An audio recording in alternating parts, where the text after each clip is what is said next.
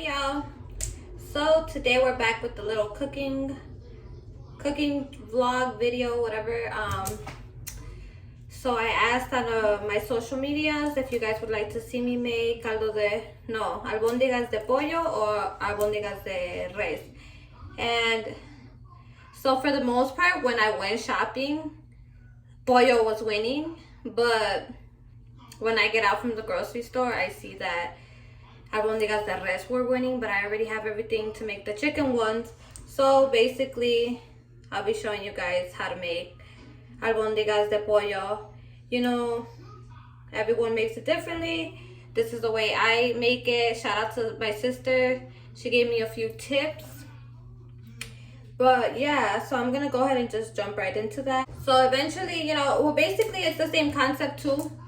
Albondigas de res and albondigas de pollo. It's just, you know, one is beef and one is chicken. So, you know, if you want to swap out the protein and, you know, still follow the recipes, that's cool too. If not, I'll have to find another time to show you guys how to make the albondigas de res. But today we're gonna make albondigas de pollo, so stay tuned for that. I'm gonna show you guys a little step-by-step tutorial or whatnot. So yeah. Alright, so basically let me show you guys real quick the ingredients that we're gonna be using. So obviously this is not rinsed and washed and peeled yet, but we're definitely gonna do all that. I just wanted to show you guys the ingredients that's gonna go into the dish. So obviously pollo molido de pechuga preferably. I got some baby carrots, some calabazas, some potato, Chiles chipotle. I got a few eggs that are gonna go into this. Also some oregano as well. Rice, you can't forget the rice because the rice and the egg will go into the making of the balls and whatnot. And some cilantro. So that's basically everything you're gonna need in this dish, and I'll show you obviously a step-by-step, but this is these are the main ingredients for this dish. All right guys, so I already got started. Don't mind my groceries in the back. I just did the groceries. I just did groceries today, but okay, basically I diced up some onion. I'm gonna fry it in the oil for a little bit. Add my tomato sauce and water because that's gonna be obviously the base of everything, the caldo. So the onion is just to give the flavor, you know, like when you make Mexican soup or whatnot. So I'm gonna go ahead and put the onion in there, fry it till it gets like clear looking, and then put the tomato sauce and then the water. So then I'll start making the meatballs and whatnot after that. I just gotta do this first so that the water could boil, and I just throw the meatballs in while the water's boiling. So alright, so I already have my oil in my pot. I'm just gonna add the onion. Let that get a little bit clear, and then I'll go in with the tomato sauce. So basically the onion is done how I like. Now we're just gonna go in, me and my little helper, and put the tomato sauce. Stop! Don't do that, because if not you can't help, remember.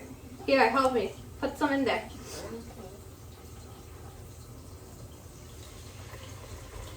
Okay, that's about it. And then, hold on. So we're gonna go We're gonna go in and add some water. First, I'm gonna add a little bit of water and like basically stir the tomato sauce. You know, any little chunks that it might have or come, since it is canned. I like to just stir it up before I add the whole water, but we're gonna basically fill the pot with water and let the water go into boiling mode before I drop in my meatballs, the chicken, the pollo, whatever, you know. So okay, now we mix that up. I'm gonna go ahead and add the rest of the water. Basically, I'm gonna fill it maybe mostly to the top, but I can't overfill it too much just because you guys gotta remember we're throwing in the veggies and the meatballs, so we don't want it to overflow at the end. So you can't add too much water, just keep in mind. It depends really how much stuff you're adding. I know not everyone eats the vegetables that I do. So basically in here, and now that my water is boiling, I got my container that I'm gonna be using to, you know, put my ingredients inside of my chicken. Oh yes, I'm gonna be using 1 egg. I forgot to show you in the beginning, but I'll show you now. So hierbabuena as well, I like to put into mine. I don't know, not everybody does, but I do. So some hierbabuena, an egg. Let me see.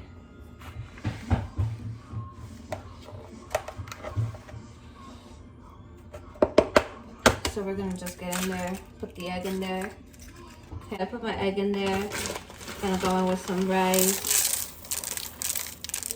Also gonna go in with some hierbabuena. It all depends on how much you guys like in there. So, you know, basically just get nasty with it. Make sure your hands are clean.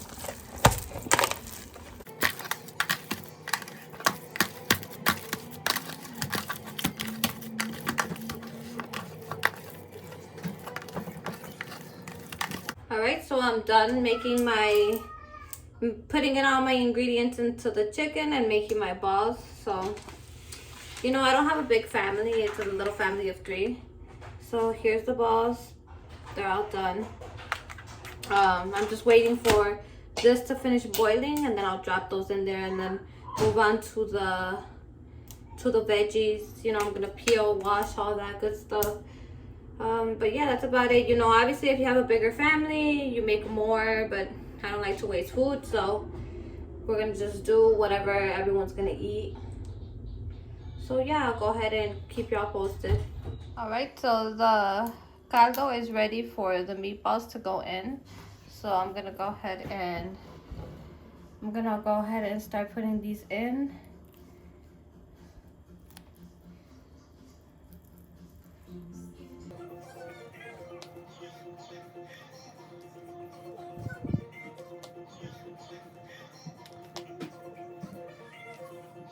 Okay, so this step here is like you could wait either till the end or whatnot, but I'm gonna go ahead and put some salt and chicken bouillon into the caldo already, you know, so it can start flavoring up.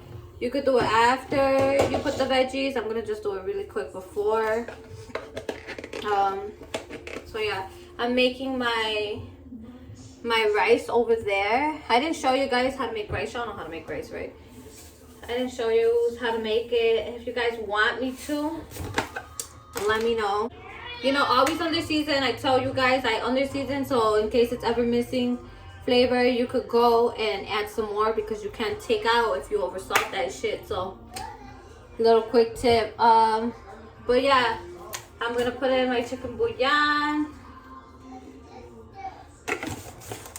my salt, and that's about it. Man, y'all, I'm sitting down and cooking just because I'm so ready to give birth already. I went to the doctor and they told me that I'm possibly contracting already.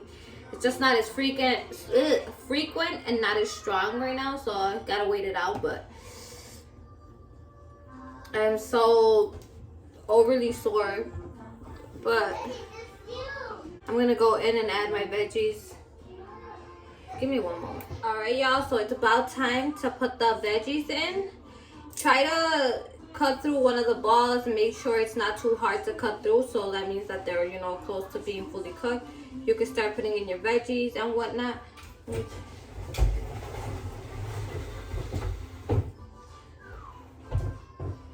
Okay, so I have my veggies here. Let me see, let me show y'all real quick. So I'm only doing carrots, calabazas, potatoes. Gonna put these ingredients. These, you know, you could definitely, I'm a veggie person. I love vegetables, but I live with a man who does not like veggies. So yeah, I'm gonna start putting the carrots first, since they're the hardest and they, you know, they're gonna take longer to boil and soften. Then I'm gonna put in my potatoes and then my calabaza. So I'm putting in the carrots. All Alright, now it's time for the potatoes. You know, they're all washed up and cut up. So we're close to done. Everything's almost done. I'm excited, ready to eat, you know.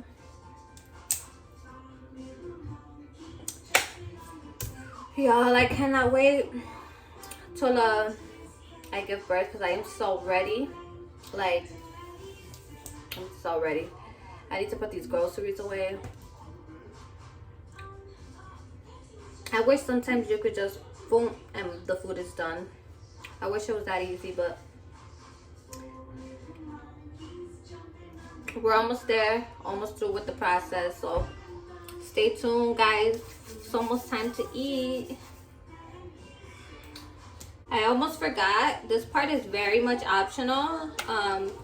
So at the end, obviously I'm gonna go in with the chipotle peppers, but I love actual spice, and chipotle doesn't really give it like the spiciness. So I'm gonna cut 2 serrano peppers in half, and it's literally just 2, so it'll be like 4th split. Cut it in half and throw it in there for some extra spice, because I personally love spicy. I can't eat if it's not spicy. So like I said, that's optional. Not everyone likes it spicy, but I do. So that's a little tip if y'all want to make your caldo a little bit spicier. So I'm just gonna go in and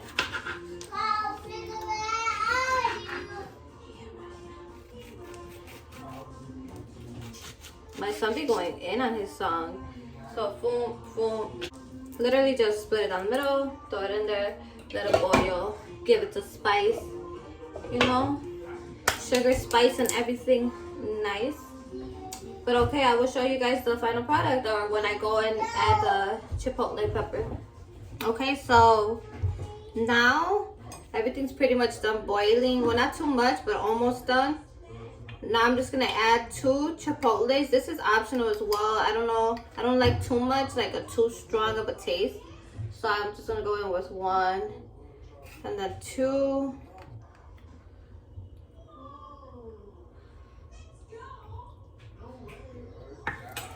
Two chipotles. And then I'm gonna just go in with a little bit of like the sauce that the chiles lay in. A little bit of the sauce. I'm just gonna go in and drop a little bit in there. But like, that's optional as well. You could put more, you could put less. It really is up to you guys. Alright, so basically at this point it's time to serve yourself. You know, all the good stuff. Eat. That was it for the dish, basically. Okay, y'all, so this is the finished product. That's basically it. I got my potatoes, my carrots, my calabazas, my meatballs.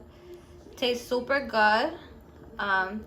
The chile serranos are floating in there. So the chile serranos definitely made it for the albondigas de pollo. I hope you guys enjoyed the recipe. I will be adding my rice. So my rice is over here. It's done with. I'll be adding my rice to my albondiga, you know, plate once I serve myself. But that again is optional. I hope you guys enjoyed this little tutorial. If I missed anything, you know, because I be having brain farts, please comment in the comment section. Let me know. If y'all want me to explain something in detail, let me know that as well. And yeah, stay tuned, stay pretty.